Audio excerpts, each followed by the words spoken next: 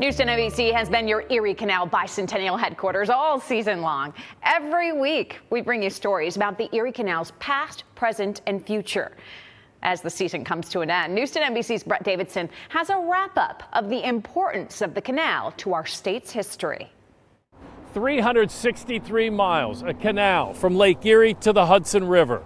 It would fuel the westward expansion and grow the fortunes of cities like Rochester and Buffalo. It was an idea so audacious, President Thomas Jefferson called it little short of madness. But the Erie Canal would define New York as the Empire State. It was essential, probably the single most important project that was attempted and completed in bringing the country together. Gerard Coppell is an author who wrote Bond of Union, Building the Erie Canal and the American Empire. If you had to pick one thing, the most important takeaway from the birth of the Erie Canal, what would it be? I would say the most important lesson about the Erie Canal is risk-taking. The idea for the historic waterway was hatched from a debtor's prison in Canandaigua. Jesse Hawley, a flour merchant from nearby Geneva, went bankrupt, unable to move his product efficiently, and penned a series of published essays on the idea of building a canal. And his essays are really a brilliant strategic plan for how to lay a canal from Buffalo to Mohawk, with the elevations, where the ports would be, how you would do this physically, and then why was it important. While many scoffed at the idea, the essays caught the eye of Governor DeWitt Clinton, who became a huge advocate for the canal project.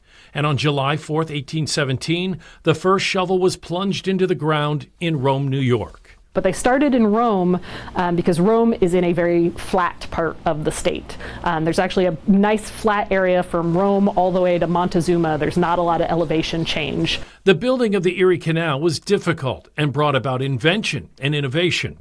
But once completed, it made Rochester the first American boomtown and gave us the nickname the Flower City. Well, at one point in time, Rochester was the world's largest producer of flour. There are even stories about Queen Victoria preferring Rochester flour for her cakes. As critical as the Erie Canal was to the nation's economic growth, its enduring effect on social reforms was equally important.